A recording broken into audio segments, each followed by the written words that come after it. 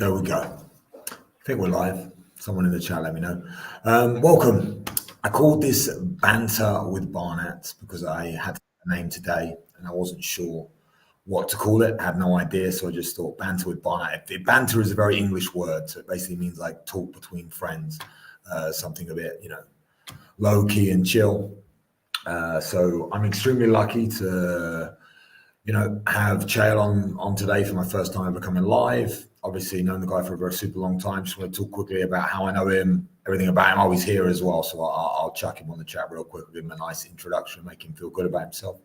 Obviously, I met Chael on the Ultimate Fighter 17. It was about 10 years ago now, so a very, very, very long time ago. After the series, I went to train with Chael. Me and Chael became pretty good friends. And then we trained for a long time, and then I moved back and I come to visit him. But I want to tell a little story about him. Everyone knows Chael's a great guy, but maybe you don't know him on a personal level like with me.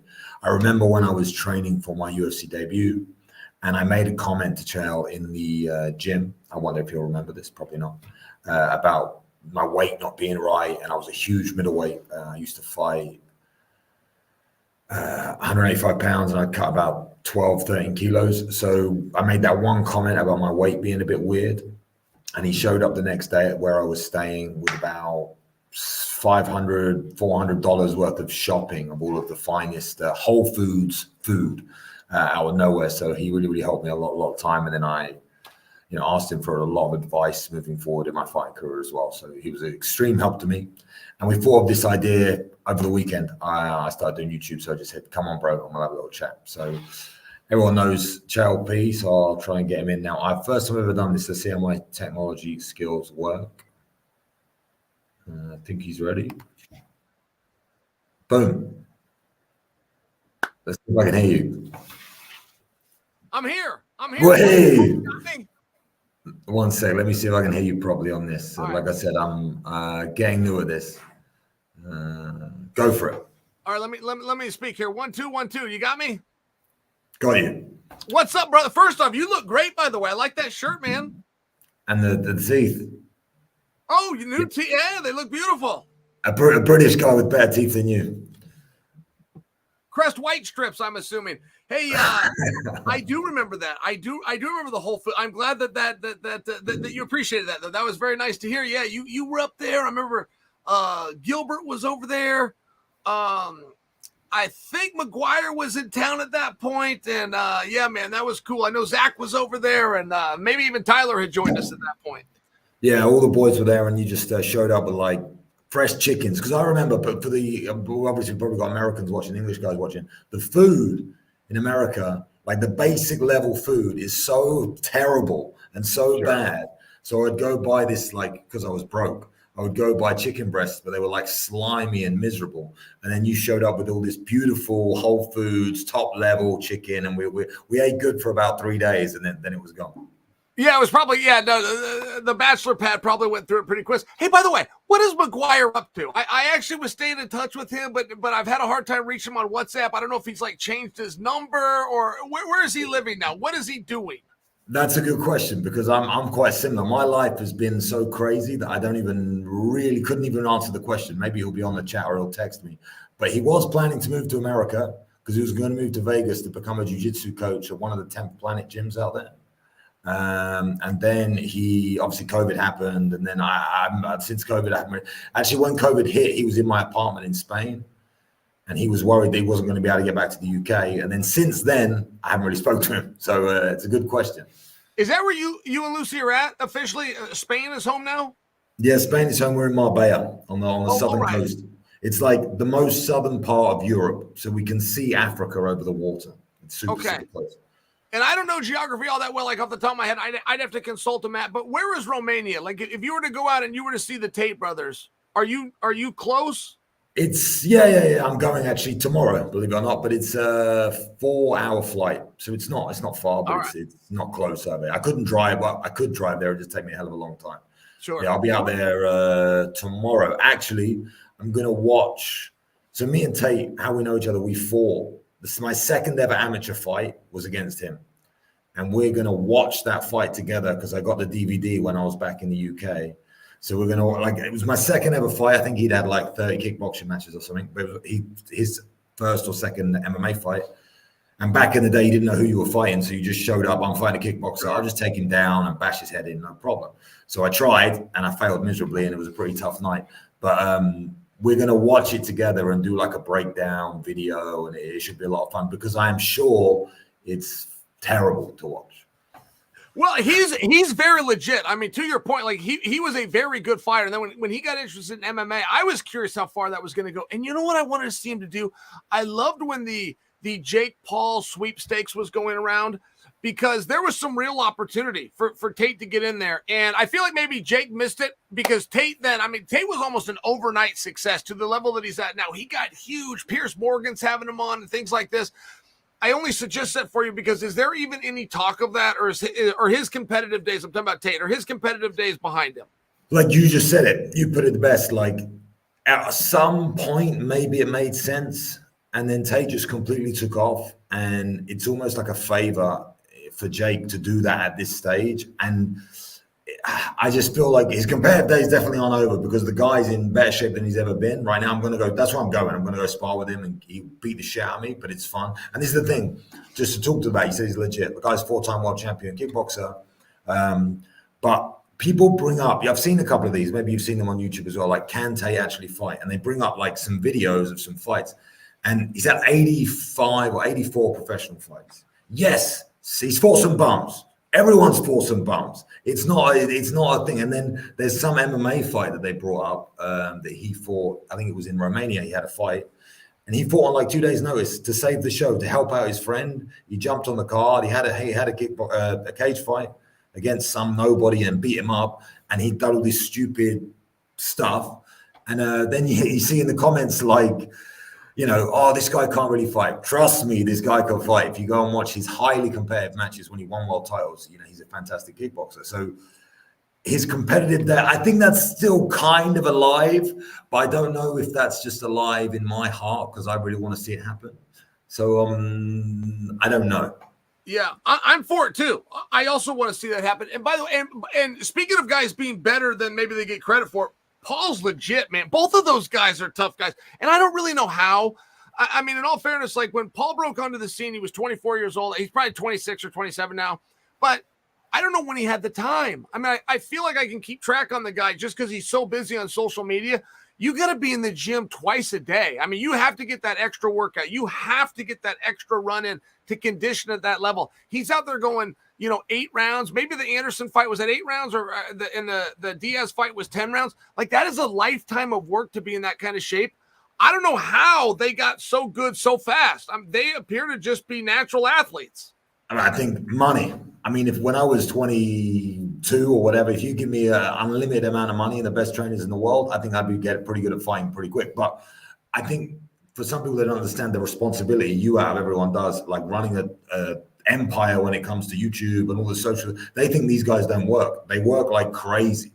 They have to be focused on so many different things. So to get the training in is probably difficult, but they have like training on tap, limitless people, limitless training. I think they can, they can work around that. But I was going to ask you all about this, about what you think, because I've not seen any of your stuff on your opinion on this stuff. I'm sure it's positive, but a few people asked me some questions and they were like, imagine Chael back in the day when he was in his prime, if this like YouTube boxer type thing was available. My take on the last fight of the Dillon Dannis, Logan Paul thing, it's a brilliant example of marketing and the power of marketing, because we all knew, well, I certainly did, I'm sure you certainly did, that neither of these guys can box and it wasn't going to be the most amazing boxing match in the world. But I think it was 1.2 million people bought it. Did you see the numbers? Yeah. So they're saying 1.3, and I don't say that to correct you. I just say that because that is a BS number. I mean, that's a made up number. Look, nothing will stop making me smile more. Like if you were to take the biggest boxing fight of all time, the record-setting pay-per-view, the way that works is whoever put out the press release and lied more than the previous guy lied. Like there's never been a person with Time Warner or Cox or DirecTV, and I do mean never, Showtime, never that has ever confirmed one of those numbers. It is just a press release by the promoter, and you'd be amazed how many people swallowed. I mean, Conor versus Floyd was one of the biggest fake news stories ever. I happened to be at that live, and Donald Trump had started this expression, fake news, in 2016. I didn't believe it. I thought that was just something you said. I trusted the news. I go to this sporting event, and there's no better focus group than your live house. Like, there's never been anything in history that has set pay-per-view records that wasn't sold out. Like, if your live house isn't packed, you're not doing numbers anywhere else. And I'll just share with you, there was thousands and thousands of empty seats. As a matter of fact, I bought my mother's ticket the day of the event, and it wasn't a problem to get her. And I only say that because I'm covering this thing. I'm covering it live, and we're instructed to say it's sold out. The record books to this day will say that it's sold out. And these are my very trusted media companies. I'm telling you, I'm in the arena. It was far from sold out. And then it's pay-per-view records. Like, well, if it's set records, both these guys wanted to rematch. Why didn't they rematch them? And I only say that because, I mean, yeah, 1.3 million is what they're claiming that they did, but there'd be no way for us to know. It could be 2.3 million, right? I mean, maybe it's better. We just don't know, and nobody ever confirms it. And I just feel like I should point that out because it's such make-believe land. Floyd Mayweather claims that he got $250 million for a boxing match one time. And Forbes, who was supposed to be respectable, backed it up. They said, yeah, he sure did. No. So I mean, there's amazing insights for everyone that's watching, but I think, like, how can they not get called out on that? How can they not? How can someone not know the stats? I don't understand how it's not possible, because surely the maths has to get added up when the payments get made, right? So there has to be someone that knows. Yeah. Oh, no, like, for sure it's out there. I'm just sharing that they've always kept it private. Like, there literally has never been an executive for one of these publicly traded companies, because that would be against the law. If you're a publicly traded company, you're at FTC violations, but they have never confirmed anything like this, but it lives on. I mean, literally, Floyd said that he got $250 million for a fight. I can't remember which one it was. Forbes put him on the top Forbes athlete of the year, that he was the highest paid athlete. He beat like a Formula One driver and Cristiano Ronaldo. And I'm just sharing with you, if Floyd got $250 million, because you know how this works, Luke. Like, you get out of the ring, here's my gloves, where's my check? Who wrote that check? Who is the playboy that had $250 million and he handed Floyd the check? It's insane. Like you don't have to be Kreskin to figure this out. It's made up, and there's a reason Floyd is still fighting. That's what I was about to say. And then you go, who was the last guy that he fought? Deji, or I can't even remember, some guy that I don't even know. And he's still fighting after making $250 million. I mean, I know he likes to spend money, but yeah, I think I kind of get that now. But still, maybe you could have done $250 million pay-per-view. I think back in the day when like, do you not feel that you kind of started the trend, obviously not the trend of trash talking because it comes from the WWE, but in real combat sports? Like, for me personally, I'm from that generation, kind of like seeing you, how you completely 180, you probably don't remember, but we used to run that hill in Oregon, you know, like run up that thing. And I almost beat you a couple times, but not quite. I think I beat you once and then you beat me on the steps. But anyway, then we were running up that hill and you told me the story of when I think you were in the top 10 and you were fighting Nate Marquardt and no one cared. And you won like an undercard. And then you decided to become, you know, the bad guy and just took this off. Do you not think that's really when this began? I feel like it did, and I appreciate you giving me credit for that, right? Like, it's always nice to have left something behind or be remembered. And I do remember that. God, I hated that hill so much. That thing was so damn difficult. Like, of all my career, and I miss so many things, right? The guys and the time that you spend, and even just the social side. I do not miss that hill. I hope I never see that hill. When I drive past that hill now, when I'm headed to downtown Portland, it's not a positive, like, nostalgic memory. I hated that thing. And I do remember telling you that story, and it was actually Yushin Okami. Yushin Okami, I was ranked number 9 in the world. He was ranked number 2. I mean, so he was the last guy to defeat Anderson Silva. It was by disqualification, but he was still the last guy to get his hand raised. And we go out and fight. We're the only fight on the entire card that had 2 top 10 guys, aside from the main event, which was Shogun versus Machida. We're the only one. We're on the undercard. We're jerking the curtain. Nobody cares. There's 300 or 400 people in there.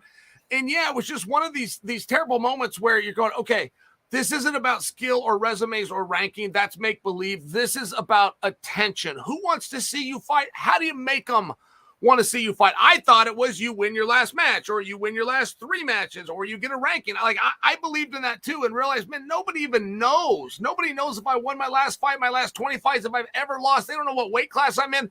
Dana White, my own promoter, thought my name was Chael Sonnen, and that's how he introduced me. Bruce Buffer introduced me with the wrong name. And I realized, man, this is now my job. My job is to make sure people know my name.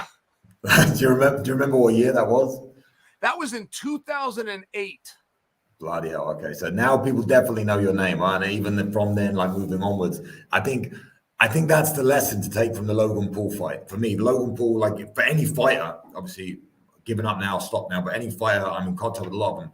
That lesson that you just said, like it's about attention, about people knowing your name. And obviously, if that was polarized by Conor and all the rest of it, and that's when it really started to change, then you saw these people trying to pretend to be him and this whole wave of people that couldn't quite pull it off. But then you come to a guy like Khamzat, that we've just seen at the weekend, and he brings it in a whole different way. So his trash talk is like not even really, it's kind of just like the mystery of the man that he is, like I know Khamzat super, super well, but he's not going out there really saying terrible things about people or making up these stories or doing anything, but he just has this strange agmatic like charisma, like people just want to know what's going on. I don't know if it's the beard or what it is. And he just seems to have become a superstar, but via his performances, then backed up by this X factor, I don't know, like for young guys out there, they need to understand that you need attention. You need to find a way to facilitate attention. And then what did you think he did at the weekend? How do you think he did? Yeah, well, that's a really great point, right? Well said. And he is, he's just mysterious enough, this Chimaev guy. Like, he's just mysterious enough, and he appears to be a really decent gentleman, even though he's somebody, I'm going to kill people, I'm going to kill everybody. And, he's got Kadyrov with him, which sometimes, you get some of these bad reports. But then if you look into that, he married into the family. He married Kadyrov's niece. I mean, who's going to say that your uncle can't come and show you support? I'm just saying, like, I just find him to be a really interesting guy. He's an excellent fighter. I think that there was some misunderstandings after that fight. Like, just by example, I read a lot of things that people are picking Sean Strickland to beat him for the reason that, and I would love to see Strickland do well. What I'm sharing is they're picking Sean Strickland to beat him for the reason that Chimaev can't go championship rounds, evident of the fact of how tired he was after Usman. And that one always bothers me. Like, when a guy's tired after a fight, people say, look, he's not in shape, he's tired. He better be tired, Luke. If I'm paying my money and I'm giving, he better have put everything into that. And one thing that's very hard to see from Kamaru Usman, from any athlete, but Kamaru Usman is in that extremely rare upper echelon. Randy Couture was probably the first to do it. George St. Pierre probably did it the best of anybody. And then Kamaru Usman, where they can weaponize pace. It's something that Khabib did. It's something that Islam can do. But where you can make a weapon of how hard I'm going, how much pressure, how many attacks I'm giving my opponent. And so, yeah, Chimaev was exhausted. You would be. I mean, if you got a 10-8 round, now you're overdoing it. Like, no, you don't have to be the guy 10-8. You just have to do a little bit more than he does. But that's not how Chimaev fights. He puts everything in it to go out there and do that against a guy who's known for conditioning like Kamaru Usman. I mean, think of Usman. He's 25 minutes. He's as well fit as any 25-minute fighter we've ever seen. But now he's only got to do it for 15. I mean, the output that Usman had, that Chimaev had to hold up against, I felt like that was a little bit misunderstood. I thought he looked awesome. I would give the same credit to Kamara. He looked great too. But Chimaev, that first ever takedown was a bit of a surprise just because Usman's tank was full and I thought he could defend it. But later in the fight, when it's the going into the 15-minute, he takes one shot and he's able to get Usman down, and then moreover, he's able to hold him there, something we've never seen anybody be able to do. I can't remember a time that Usman's been taken down, let alone controlled. I thought it was special, man. I thought it was a very special performance. I think he's the right guy to be looked at for a championship opportunity.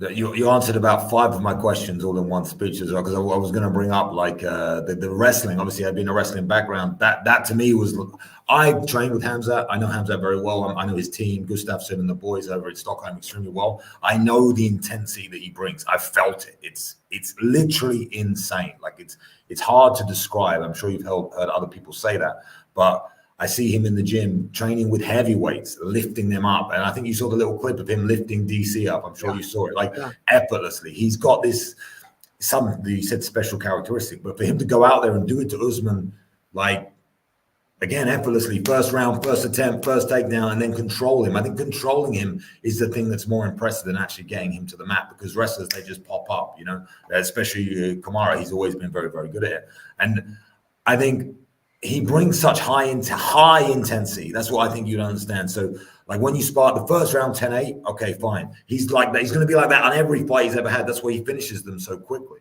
you know. And to train with him, and maybe you don't remember, but I actually fought Sean Strickland. So I fought Sean Strickland in Berlin. It was my 4th UFC fight, and we went to a decision. It was a split decision, and he was given the nod, and it was named as the 2nd worst decision of the year. And Dana White tweeted out that I should have won the fight, and everyone thinks I should have won the fight. Doesn't matter, because it was 7 years ago. But I have felt what Strickland brings, and I have trained with him since quite a lot in Vegas, and I have trained with Khamzat, not loads, but I've trained with him and been in the room with him and felt his energy. So for Strickland, for people saying he's a favorite because of his cardio, they are 100% correct that he has endless, and I mean endless, non-stop, going to come forward, going to be in your face. And I think that pressure, when we saw that in the last fight, when he took on Izzy, that pressure that he possesses, I think the thing is that Khamzat possesses the equal pressure, the same pressure. And I don't think he's going to get tired. I think that's, like you said, he outputs at such a high rate.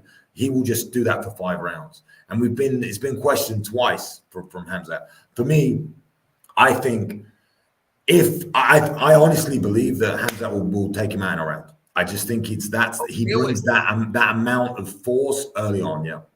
And I'm glad you said that, because that's exactly what I was going to ask you after you said you've got an experience with them both. I was going to say, well, who do you think is going to win?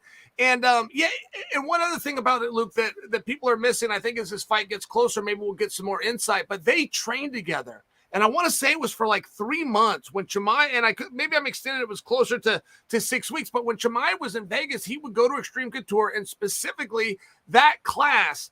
Sean was actually the coach. Sean was leading, even though he was involved, he was leading the practice. And Sean didn't say much about it in an interview, but he did talk about it. And he says that he has to tell Chimaev, slow down, when he's with other opponents, because he is going so hard and with such intensity. And Sean is known to do that in the practice room. So the fact that he is telling him to slow down, I interpreted that the workouts were going pretty well for Chimaev. That wasn't actually said, but I thought it was a bit of a nod, a tip of the hat. Sorry, just to touch on it, because I know a little bit about this. The first time they ever trained together, I would say that Sean actually surprised Chimaev and gave him a good, tough round. Let's put it that way. Like, I'm not going to put it any other way. So I think the first time they trained together, they basically straight away earned the respect of each other. And I think Sean made his case, because I think Sean's especially then, he's a champion now. Everyone knows who he is. Back then, no one knew who he was really, like, to be honest, especially when it was only 10 months ago, or a year ago, whenever it was. So it's like, he was just the unassuming guy in the gym. Everyone knew he was in the UFC. Everyone knew he had a load of fights, but no one really cared so much about him. So, Khamzat comes in, I smash everybody, tries to have a go, and then can't get him down, and then starts to get a little bit tired, and then Sean keeps coming. It's a bit like, oh, okay. But then I don't know how it progressed from there for the next, you say 6 weeks or however long they were together. But I've seen many, many clips from Sean saying, oh, there's even a quote of him that you've probably seen as well, saying, you're better than everybody. He literally says, his words, you are better than everybody. Don't hurt them. That's maybe going to weigh something going into the fight. I don't know. I'm curious about it too, and then they changed weights, and Khamzat hasn't spoke on that. He hasn't said, hey, I've already beat this guy up, but I've kind of been waiting for him to. And I don't know, now that fight is here, I really have been surprised just in the last 48 hours how much I'm hearing narrative-wise that people are favoring Sean. And I'm just not sure what it is they saw from Chimaev that they saw as a negative. I didn't. And there was even talk about, he fought a short notice and he fought a welterweight. And it's like, but that's not what I saw. I saw a big, strong Kamaru Usman weigh in right at the limit of 185 pounds. I don't know. I really like the match. Hey, by the way, I got to switch gears on you, but I would love to get your opinion. Johnny Walker versus Ankalaev, the decision by the referee and the blame that's being put on the doctor. Where do you stand on that? I know the referee pretty well as well, and I think it was one of those like insane moments that and you're probably saying I'm going to stand on the same thing. Just let him fight. You know, my opinion is just let him fight. But I think it was a communication problem. From what I've looked into it, the doctor said something. Johnny said something like, "Where are you?" Oh, I don't know. I'm in the desert or something like this. I don't know exactly what, but to me, he seemed fine. I don't know how you felt about it, but to me, I feel like it was a big mistake, which happens every now and then. It's a shame for it to happen, but I mean, Ankalaev's an absolute monster. So I think I was a bit upset to see that one stop so quickly. Did you feel as though Johnny, with the performance that he was putting on with the referee, did you feel as though he was trying to give the referee the signal of I'm a brave guy, I'm going to look brave on camera, but I am clearly trying to get you to stop the match? Did you think that, or did you think it was sincere? There was just a misunderstanding. Where are you? I'm in the desert. Come on, let me fight. I mean, come on, pushing the official, acting he doesn't know where he is. He knew who Dana White was. He knew to act good when Dana came in. He knew when it was time to leave to high-five the audience. I'm just asking, was it a little bit selective by Johnny, or did you think it was sincere? I think, do we call that a Brazilian attitude? Is that what it's called? Like, I don't know, like the Brazilians kind of play to the crowd in a different way, or maybe try and get every advantage they can get. I mean, maybe what you're insinuating. Sure, I know Johnny like fairly well, not super well, but fairly well. He's out in Ireland with the guys, and he comes, like, I work for a show now called Octagon. I don't know if you know it, over in the Czech Republic, and he's over cornering one of his guys quite a lot there. I mean, Johnny's a great guy and a great fighter and a great athlete, but he doesn't seem like a bite down on the gum shield, go to war type of guy. So I feel like if anyone was going to do it, he's the sort of personality that might look for a way out. And then, like you say, no, like it was a bit dramatic. It was a bit dramatic. Sure. No, I thought the same thing. I just didn't think it ever should have been put to that. Like when Dana came in and told the doctor, or when Dana came in the ring, he tells Johnny, hey, the doctor's inexperienced. He screwed up. We'll figure it out. That was Dana's exact quote. At that point in time, Dana had never been told that the doctor asked him, where are you? And Johnny responded, the desert. When Dana went in and said that to Johnny, that did not have any factual purpose. The goal there was to calm Johnny down. It was nothing else. He could have told him your mother's on the phone. He could have told him anything. His goal was to get him to calm down, not to make a statement about a doctor, but because that audio got picked up, the world is now digging into the doctor's conversation with him. Timeout. Before you ever get to that, the referee broke the action. We don't have timeouts in MMA. So if the referee broke the action, the question becomes why? Clear answer, there was a foul. If there was a foul and it's so egregious, you need a doctor to come in and have an opinion, but you didn't take a point away, you didn't call it illegal, I think that that's an error. If you stop a fight in MMA, which again is a sport without timeouts, you either have a TKO or you have a disqualification. And I really didn't like the idea, because if the doctor would have allowed Johnny to continue, Ankalaev gets a foul, which is a knee to the head. That's a massive shot, and nothing happens. There's not even a point taken away. I mean, we don't have very many rules in this sport. Don't bite the guy, and don't kick him while he's down. I really did think it was a deferring of responsibility, and it was the referee's job to make a call there. I think that this is not right to be putting this on the doctor. A standard question by every doctor, where are you? That's the first question you'll ask. If you go to a neurological exam, they will ask you that. It's actually a really hard one. First neuro exam I did was in California. They say, what floor are you on? But I got in an elevator. I didn't know what floor. Like, it wasn't as simple as the doctor thought that it was. I'm just sharing that was the standard question. And to act like the doctor did something wrong, that's silly. That's not true. The referee needed to make a call. It was legal, TKO him. It wasn't legal, disqualify him. That's what should have happened, in my opinion. Yeah, no, I can totally agree and see that opinion. I think that's strongly backed up. I think Dana's a master when he comes in and understands he's trying to calm things down, and you got a crazy Brazilian or whatever he's trying to act like. I think, I think putting on like you say, it's not the doctor's responsibility. The doctor's just checking on the fighter. The responsibility lies with the referee. So whatever happens inside the octagon is his responsibility. Whatever it is, X, Y, or Z. I mean, I've probably done every job, not at the highest level, but every job in mixed martial arts, from promoting to refereeing myself but I've never been a doctor, because I'm not a doctor, unfortunately. Not yet. But I think it's definitely comes down to the referee to at least control the situation and make sure that everything goes okay. Yeah. But I mean, I feel like. By the way, and I just offer this for the audience. This is just conversation. It's not actually the argument I'm making for this situation, but just so the audience understands, the doctor did not stop that fight.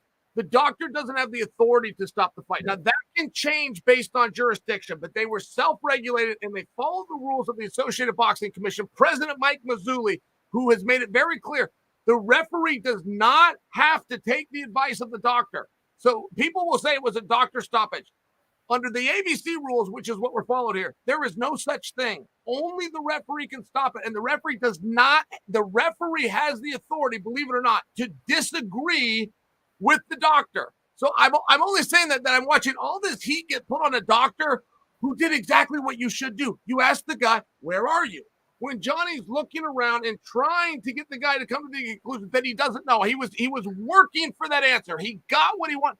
That's the doctor's job to take that in consideration and turn to the ref and say he doesn't want to fight anymore.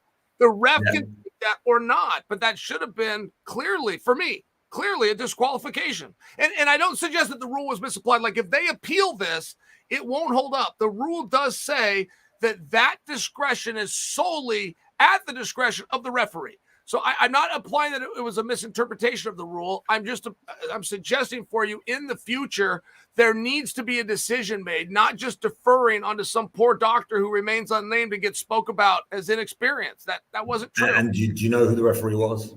No. Okay, I know the referee. I just can't remember his name. I literally know him. He's an English guy. He's been in the game a very, very, very, very long time, but he's not new in the UFC. He's been with the UFC a while, but he doesn't do all the shows, right? He does the Abu Dhabi ones, he does the European ones, and all that sort of stuff. He's a great guy, solid guy, but they're like the high level elite decision making moments that make you either, I was going to say Marc Goddard, but like a high end referee, like a Herb Dean or whatever you want to call it, or makes you a normal ref. So I think, I'm not saying he's made a terrible chance, but maybe he'll review this and come back, and he's not the most affirmative, stern guy in the world. Let's put it that way. He's not the guy that when he says, shush, shut up, you're gonna talk anyway. So sometimes maybe he needs a bit of dominance. Maybe he needs to, man up a little bit. But interesting. And then there is a consistency with that, though. I mean, even earlier in the night, it was the Tim Elliott fight. Tim kneed a guy illegally, not once, but twice. 2 times he illegal kneed him, and the ref saw both of them. The ref broke the action both times, but he didn't take a point away. And that's just very strange for me, only in the regard that we don't have a lot of rules. You might remember the night. It was one of the most famous knees because it resulted in a title change. But Aljamain Sterling and Peter Yan, that referee took heat for doing that. You should have let him fight. You should have let him be warriors. There's rules, and there's not many. If you knee a guy when he's down, it's a disqualification. The fact that the title would change hands is subsequent to you enforcing the rule. And when that referee he took heat, he did the right thing, but I can't give him credit because he didn't want to. He did everything he could do to not do that. He didn't want to be the one to stop a fight. He didn't want a belt changing hands. He tried to consult commissions and a doctor. He tried to bring other people in to defer from him doing his own job. And this guy comes out, he brags, he's this military guy and he's big and strong. He's none of those things, man. He was a bitch when he was put in the moment. It's a terrible thing to do.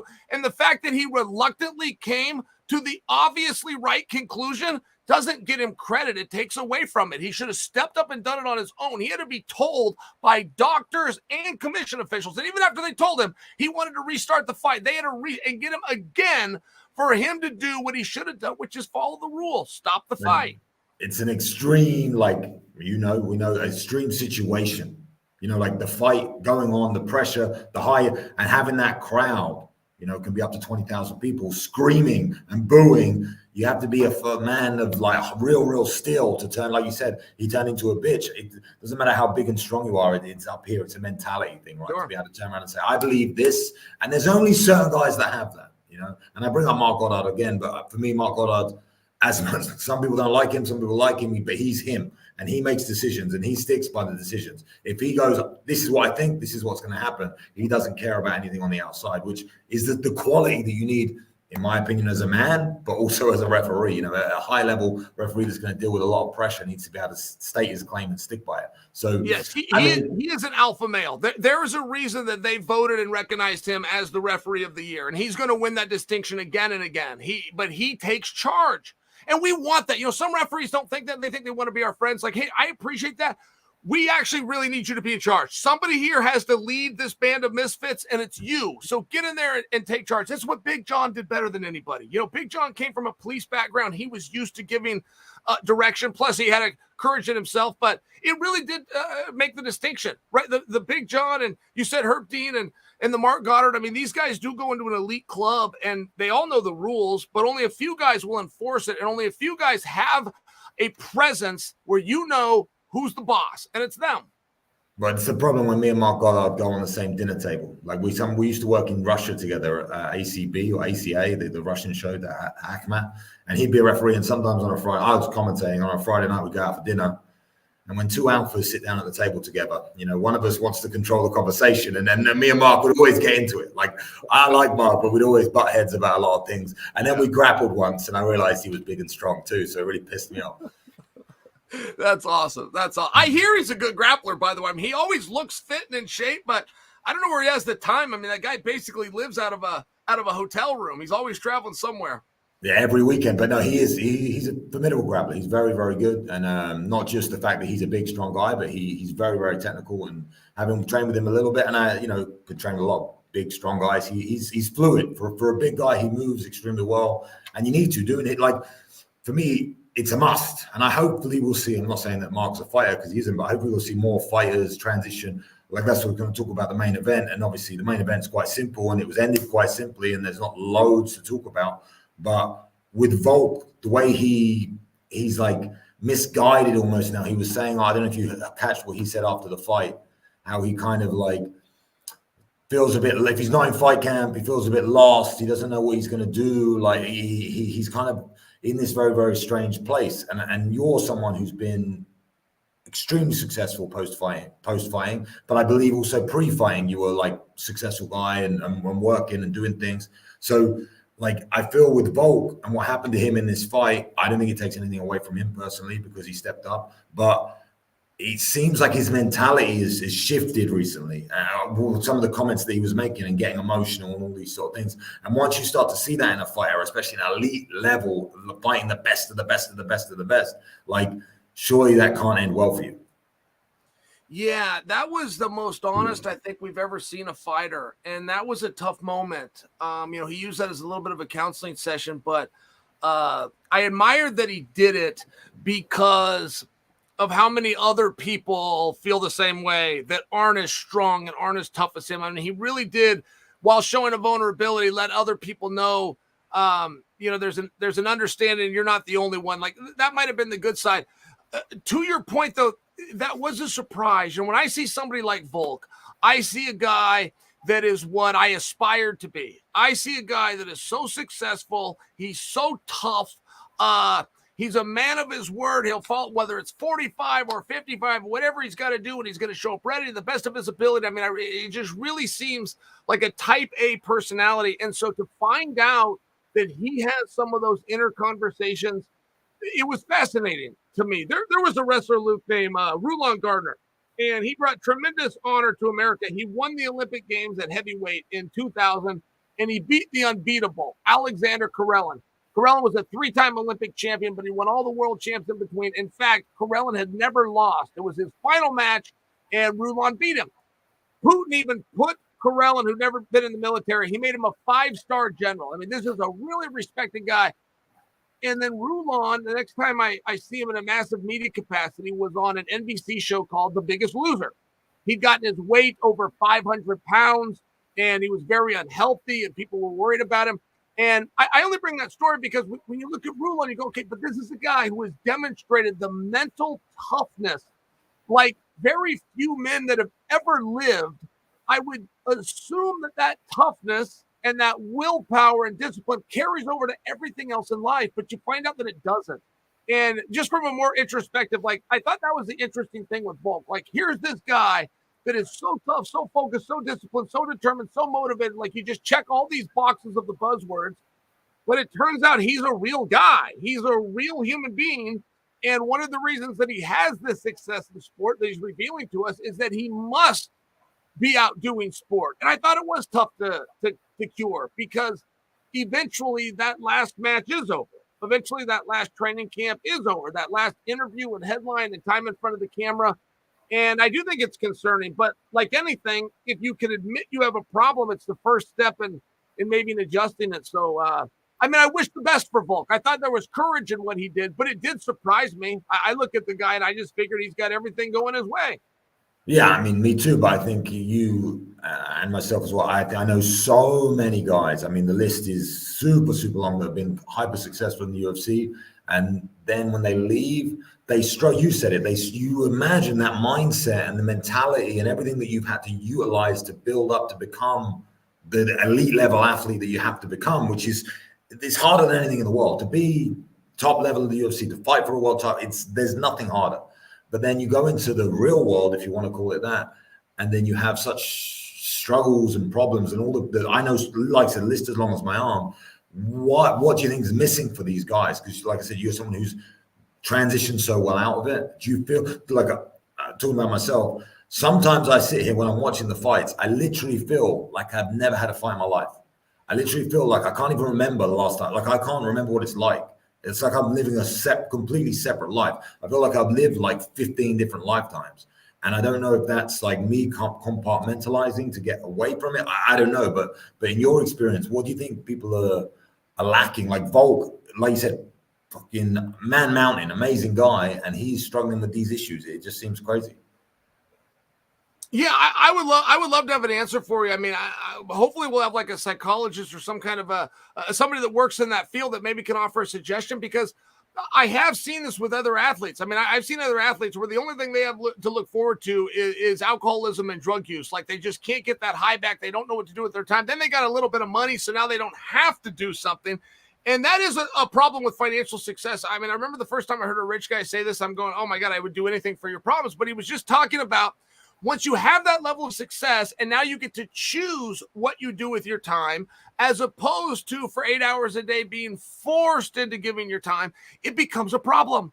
And what the people will do to fill that void, and Volk just talked about he's trapped in his own head. He didn't really elaborate as to what that meant. I don't think that he's got, the bad habits or substance or things like this, but he was trapped within his own mind. I don't really fully know what that meant. But it did seem alarming, and it did seem like something maybe he needs to plan. I know coaches that will tell guys, all you can do is, and then whatever the sport is, you have your whole life to work, but you've only got X amount of time. Put everything into this. And I was, man, I don't know if you're serving the guy by telling him that. It's only about 3 hours a day. You know, about an hour in the morning, and that later workout's about an hour, 50 minutes, 2 hours. There's a lot of other time in the day, and I feel as though if a guy extends his career, he becomes a fairly incomplete person if he's not out producing or creating something or having other interests. I think other interests and hobbies, even if you're volunteering, but something that you do with that time that helps to fulfill you and gives you a purpose, I think could be maybe one of the keys to a complete life, not just absolute success in one area that is a window that is going to come crashing down, right? I mean, I don't know of any athlete that's ever done with the sport. Maybe you'd have an exception like St. Pierre or Lennox Lewis, but for the most part, athletes are never done with the sport. They wake up one day and find out the sport is done with them. And it's a very cold reality, but there's also something else to do for people that have established some of those other interests and avenues. And it's something to consider.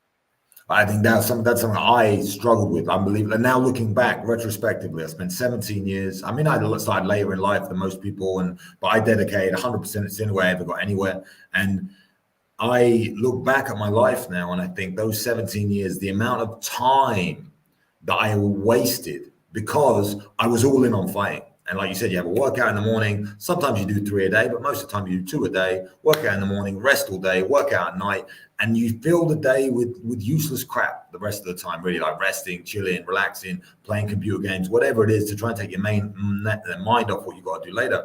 But the amount of time, especially now having kids and having to get up at 5:30 every morning, 6 every morning, whereas before I'd be sleeping until 10 and then going to morning practice, then whatever. It's like the amount of time these guys have in their careers to try and develop another side of them, I think is astronomical, and it's not being utilized. I think that's a very, very, very, very good point. But they feel like they have to be, or I, at least me, not them, I don't know, me personally, my personal experience is I felt like I had to be all in and only do that, and I couldn't have distractions, and I couldn't think about anything else. And I think everyone's like a different person, right? But for me, when I look back at that time, I wish I had studied something else or been a part of something else. Because when I had about 3 years, we talk about myself, like what kind of happened with Volk. Well, obviously I wasn't Volk. I wasn't that level. I wasn't financially as successful as Volk either. So I had to fill a different void. But when I left, I retired about 3 years ago. I fought in Kazakhstan and I got knocked out by some mutant of a man, but it was a light heavyweight as well. So, talking about jumping up weight classes and the difference in just the difference in a human being at 84 kilos and at 93 kilos. I mean, we could talk about it all day long, but there's different species, let alone different weight classes. And I got knocked out by this guy. I was lost and down and depressed for years, like literally years and years and years of not having a clue on what I was going to do. And it was only through my friend group and the people that I know that they managed to like pull me out of it, and really pull me out of it. Because I listen, my life's great. I live on the south of Spain. I've got a wife. I've got kids. I've got a lot of the pieces together. But when you take away that like meaning or that purpose from your life, it's a big, big, big, big void to fill. So I think for a lot of those guys, I think thinking about something else earlier on doesn't have to be all their energy, but just something small, a hobby or something, I think is huge advice for them. Yeah, no, I think so too. And then to go back to the sport, by the way, like I'll be very curious where Islam goes from here, and I'll be very happy when Volk gets back to work. To not slow down that division, and Ilia Topuria is almost like a victim, a byproduct of this fight happening. I think that Volk and Topuria were targeting January and possibly even February. I've heard some rumors that maybe they were even going to be like a co-main of the Cheeto Bear and Sugar Sean fight. So I just suggest to you that I would hate to see Topuria held up when he hasn't done anything wrong. And Volk has been very consistent in his post-fight interviews to always ask the UFC. He never asks them for more money or bigger opportunities, but he does very consistently say, please rebook me. Get me back in there quickly. I mean, even the time when Volk fought Max Holloway, that was International Fight Week, which is the premier show of the year. They ended up being a main event, but it was last minute. It was very short notice. That was a very risky fight for Volk. But he is very sincere when he says, get me in there. Like, no matter the risk, I really need to be in there. So it was a little bit of a cry for help for Volk, but I really think that it was fair. I think a lot of people can relate to it. And I do hope that his coaches and his immediate team don't overlook it. I mean, cry for help. I don't want to be dramatic with it. I don't think he's discussing suicides and some of this dark stuff, but he is saying something. And he is saying it for people to hear that there is something that happens to him when he doesn't have a direct goal. So let's see where it goes. I guess we'll have to leave it at that for now. Yeah, for sure. I mean, incredible guy, and I hope the best for him, and I'm sure he'll work it out. I mean, he's not, you said, he's not in that bad a shape or in that bad of a spot, but that proves to your point how often he wants to fight, and that's what he always pushes for. He always needs that end goal, So, like I said, hopefully, and then we go to Izzy. Like Izzy, obviously, kind of pulling back from fighting now because he has been the opposite, so active as well, and that's opened up Sean, and now we've got this whole Sean Khamzat situation, which I can't wait to see how that ends up. I've got two more things I want to talk about, which are kind of like super fights. And obviously, we know the guy very well, but John Jones taking on Stipe. How, like, you probably don't remember this either. I remember everything you ever told me, so it's fine. But one of the things that you said to me was, well, if you're betting on fights, you always want to bet on the younger guy with the longer reach. That's one of the things you always said to me. And I felt great because I got a really long reach and I was pretty young at the time. So I thought, okay, sweet. So when you've got Stipe taking on John Jones, who's arguably the greatest of all time, and all the other stuff you want to say about him, like at the age that Stipe's at, the moment in career he's at, like how do you see this one? Yeah, so, I mean, John Jones is beating up the young guys. John Jones is beating up the 26-year-olds. He's beating up the 28-year-olds. To put him in there with a 41-year-old, particularly that's been removed, Stipe, this isn't a comeback fighter, or at least nobody's talking about that. There wasn't an injury. He didn't retire from the sport, but geez, he hasn't fought since November of 2 years ago. That's a comeback fight. I've served suspensions that didn't last that long, right? And so, I mean, I'm just sharing for you, like, in many ways, it is a comeback fight. Now, there's one very interesting detail on the Stipe fight that we won't know until the day before. What does Stipe weigh? So when Stipe left, and I believe it was 2 Novembers ago, if I'm wrong, it was December 2 ago, but right at the end of the year, he left getting carried out against Francis Ngannou. He believed, because after that loss, it was 1-1. So he believed, I think rightfully so, that they would go to a trilogy fight, but he knew I need to be more man. I need more size. And he became the incredible shrinking man. He fought Daniel Cormier the first time at 246, but he fought him the second time at 231. He weighed in for Francis at 233. Like, nobody really knew why Stipe was getting smaller, and he said he wasn't trying. Said he was eating food and just training, but it's what he weighed. Fair enough. Point is, when he thought he was going to go to fight 3 with Stipe, or with Francis, he went and put on 20 pounds. And he got up to 255 pounds. And I spoke to his wife, who also serves as his manager, not to mention she's cooking the food for him. And she said it was all the right way, that he was, real muscle, eating way more than he wanted to, really disciplined. I like a Stipe at 255. I think that's a very different person. I also think it's very important from a marketing standpoint that he at least weighs more than John. Now, whether that's 5 or 10 pounds, he needs to weigh more than John. This entire John Jones taking 3 years off an experiment of going up to heavyweight had to do with the idea that we bring in somebody that's got a built-in advantage. They're bigger than John. We're going to hand this great fighter an advantage. And then when he ends up in there with Surreal, and John weighed in 2 pounds more than Surreal, it kind of threw that out the window. So I would like to see Stipe at 255 if he can keep that weight on. And I would never count Stipe out. I think that John Jones does his best work on top. Like when John Jones gets off of a guy, whether the guy scrambled up or the end of the round comes, when that guy gets up, he's now different. John is really a handful on top. His leverage on top, his weight, he does a great job with those elbows. Stipe's hard to get down. John's takedowns are one thing that have been less and less later in his career as the fights have gotten closer than closer. One of the things is the lack of ability to ground and pound. And Stipe, I can't remember a time he got taken down by Daniel in 3 fights. Maybe it happened, but at least enough that I've proven the point that he's very good with the defense. I think we have a different fight. I'm not counting Stipe out. I don't know that I would predict him to win, but I don't always have to see a guy win. I like to see a good, competitive, solid match with John. I mean, right? He's something special. He usually stops guys. If I believe we're going to have a good, close fight, that would intrigue me.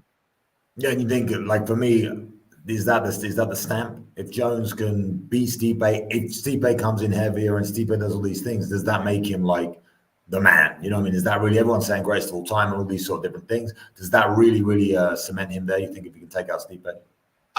I think the conversation would be that I don't know how much credit you're ever going to get for fighting a 41-year-old who's been out for 2 years. I mean, that's just one of the tough things about it. Like, there is a narrative that John refuses to fight the next breed, which would be, say, Sergey Pavlich. The reason that's not true is Pavlich is the backup fighter for this fight, which means both John and Stipe have agreed to fight Pavlich. Not as the first option, but if it comes up, they will do it. So the idea that John isn't willing to do that isn't true. He is willing. As a matter of fact, he might be doing that as soon as November. Yeah, I think it's just maybe it's not as sexy to fight that guy at the moment, Pavlich, because it's like it doesn't have the marketing ability. And the Stipe had the longest run in heavyweight history. No, I think it was 5 wins or something like that. Yeah, I think the most defenses, I think, is how they looked at that. Okay, so he at least there's an accolade there. You beat Stipe, you get something. For John, it's very difficult now to even get motivated to fight anybody, because what do you gain from beating that guy when you get to that sort of stages, right? So. Well, 2 more things, actually, if you've got time. But Ngannou versus Tyson Fury, I don't know what your take is on it. I'd be really interested to hear it, because I think it's insane for Ngannou to think that he stands an absolute chance. I know he's making money and it's all about the money, but do you think there is, and is he training with Mike Tyson? You know more about this stuff than me. I'm sure. Just skirting around it. So the Mike Tyson thing, just to clarify, was 2 days. Mike Tyson flew out to Vegas, and Mike Tyson is a very legitimate idol of Francis. He just loves being around Mike Tyson. It gives him a good energy. That's who we always watch. That's who he wanted to be like. So they spent 2 days together. And yeah, I'm a little surprised from Tyson Fury. I can't blame him. Your job is to get the easiest fight for the most money. Like, Tyson hasn't done anything wrong, but I will share, I was disappointed to a degree. Nobody knows how old Francis is. They say he's 37. So, okay, he's at least 37. He's never boxed before. And he's coming off of a knee injury. For Tyson to go fight him, I mean, I was a little disappointed. I didn't think that Tyson was in the business of bullying and picking on people. I always liked when he went after the Usyks or the Klitschko's or the Anthony Joshua's. I mean, he really did go after the best guys. Deontay Wilder, then go out and do it again. I mean, he's really shown this competitive side to him. And yeah, man, this is a little bit of a surprise for me. I would put it as far as disappointing. Of course, this is not a sporting event. I mean, this is the mismatch of my lifetime. This is the Globetrotters versus the LA Lakers. You know, it's ridiculousness, but I wouldn't want to do that, right? Like that wouldn't be fun for me to go kick the out of somebody that didn't know how to defend themselves. And I thought Tyson was kind of that way. I'm let down a little bit. I could completely agree with that. I think it's fun in a way for the guys, and there's money in the game. But I think for the average fan, the average guy, they think there's something there. Look at the power. It's like, if you want to look at power, look at Deontay Wilder and the guy beat him twice. It's like, what's the point? There's no, it's not a competition, but it's a bit of fun, and I'm happy. It's like one of the things that annoys me, and I don't know about you. This might be a bit weird and come off a bit strange, but Ngannou, I would love to see him continue in the UFC and all that sort of stuff. I know this is a bit late with controversy or whatever you want to say, and him complaining about the money and complaining about the pay. It's like, as nice as a man that Ngannou is, because he's super nice, I've trained with him, great guy. He used to shovel sand in the desert, and now he's a multimillionaire. And he will not accept to continue fighting for the money he's getting paid. So he ended up leaving and now getting a big paycheck. Great on him. Good luck to him. But for me, this constant battle about wages and money in the fight game, to be honest, it can get on my nerves quite a bit, because I think some of these guys, without Dana and without the UFC and without what he's done for the sport, like, your job literally would not exist. It does not exist without it. So then I understand when you get to the higher echelons, you want to make as much money as possible, and you just completely deserve to in all those ways. But to hold up the division the way he did, to not fight Stipe the way he did, and then to go off and have a bit of a joke fight with Fury, yeah, he's going to get paid. But to me, that upsets me more than the Fury side. Yeah. No, I agree with you. It's a bit of a surprise, and I mean, let's see where it goes. I don't know how much longer this silly boxing is going to last. I predicted when it started, it probably had about a year in it, and I think that prediction's wrong. I mean, it looks like this has a little bit of legs to it, but I think this is going to be the flop of a lifetime. I know this isn't about a financial gain, that there's other things trying to be achieved by Saudi Arabia who's putting this on, but yeah, man, this is headed nowhere fast. Well, we'll talk last bit of silly boxing. Last bit of silly boxing. Well, it's kind of not boxing, but Dillon Dannis is a free agent now, right? So he's now a free agent. He showed and displayed that he cannot take down Logan Paul, even though Logan Paul's boxing, and he doesn't know that he's going to try and take him down. And he obviously is a jiu-jitsu fighter. We all know he's a jiu-jitsu fighter. However good he is, you can say whatever you want. He wants to fight for the UFC. Do you see that as a market move or anything that's ever going to happen for him? What do you think lies in the future for Dannis? Well, there's going to be a real outside possibility. Like, by example, if he was looked at for, okay, look, you've demonstrated your marketing ability and you've got a fan base, and that's what, we'll go ahead and bring you over. I think that, I'll remind you, Kimbo Slice was given that same opportunity, but it was through the Ultimate Fighter. And that's how, hey, you got to prove it. You got to pay your dues, come and do this process. I think Dana White Contender Series has also proven to be a real avenue. And I don't know that I would predict for you that those would happen, but I will just share for you that if he was to come over right now, if he went and did something else, and it's a year from now and he's got 3 or 4 wins somewhere, different conversation. But for right now with the landscape, I think that would be where the manager should be trying to get him. I think if Audi is making those phone calls, he should go with a plan and present the plan to put him on the Ultimate Fighter or put him in the Contender Series. And I don't think that would be a hard no. I think there is opportunity there. I think Ultimate Fighter would actually be reality TV for that guy with everything that's been going on. I think a lot of people would watch that. So I actually think that's a pretty good thing. Again, it brings me another. I'm going to keep it all day, but I'll try not to. That whole silly boxing match. And you say Dannis has now got marketability. For me, I've never liked Dillon Dannis. Never liked the Conor camp. Never liked anything about him. Couldn't care less. But then when he did that Nina thing with the pictures, I thought it was absolutely hilarious. Like, for me, it was like I could not wait to wake up in the morning and look at my Twitter. And I think I joined Twitter because of it. I'm not even joking. But I kind of think he's like almost like a one-trick pony. But how was it? Because a guy who, again, smack talk, understand the fight game. Some people say it went too far, and then Logan's suing him, and all this crap is going on. I don't know what's marketing and what's true. But how did you feel about that whole thing? I'm sure you've spoken about it before, but just for me, like, what did you think? Well, I love when you said it's a one-trick pony because, yeah, that can't be duplicated. Like, nobody can observe that and then come out and copy that, right? That isn't going to happen again. Look, I was laughing as you were talking about that. So, I don't know this girlfriend's name. The girlfriend or the fiance or something, whatever her name is, she's got some piece that she released on the internet where she's talking about how bad she needs a penis. And I'm sorry to use that word. I don't really make this humor, but that's what she's saying. I need a penis. Then she refers to it as a sausage, and I need a guy. I mean, really stuff you wouldn't want to hear your daughter saying. That's for sure. Dillon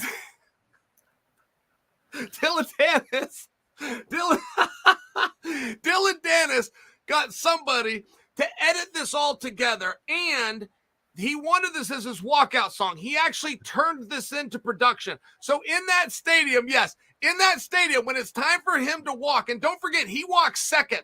So Paul would be in the ring, and then the lights go dark, and the sound you hear is the girl saying, I need a penis. I mean, a sausage in me so bad, destroying my body. I actually saw this. Dillon put it out. Misfits didn't do it because Paul said, I'm not fighting if you play that. So Dillon put it out on his social media, and it might have been the greatest gift of all. I mean, I was stunned thinking about what if they played that? What if in that moment his walkout was this girl talking about her need for some... It was incredible. I mean, to think of what could have been, right? Oh, I mean, what a one-trick pony it was. It was incredible for me. I would have loved to see that as well. I think you've been extremely generous with your time. I know you're a very, very busy man. Buddy, I love you. I have missed you. Thank you for the nice words, man. I sincerely appreciate the fact that you trusted me with so much guidance and advice in your career. I know it wasn't foolproof, but I sure had my best intentions. I love you, pal. I love you too, brother. I really appreciate coming on, and I'm sure we'll see each other soon. Take it easy, brother. Talk soon. Hello to Lucy. See you, bro. Yeah, I will do. Peace. I don't know how this thing turns off because end stream, top corner. Kaboom!